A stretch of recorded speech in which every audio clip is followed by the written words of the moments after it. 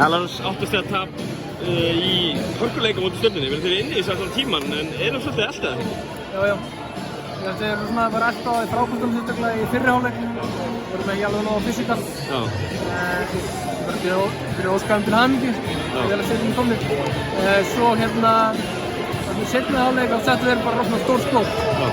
Og við vorum, við hittum mjög illa. Bara úr opnum skotum.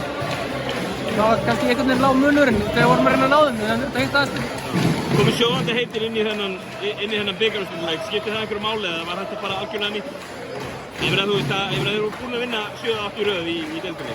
Já, það hefði kannski átt að gefa okkur sjálfstraust, en ég var svona hver vinna kannski svona 50-50 boltana í fyrri hálfleik. Hann settu tóninn og tóninn var þeirra á þann tíma. Mér fannst svona alltaf þegar við vorum að reyna að ná þeim og veitum boltinn í Jónis. Það var nálægt hjá Ronny og móti ekki með Vilmar með Tóri sem stóð þér í stað.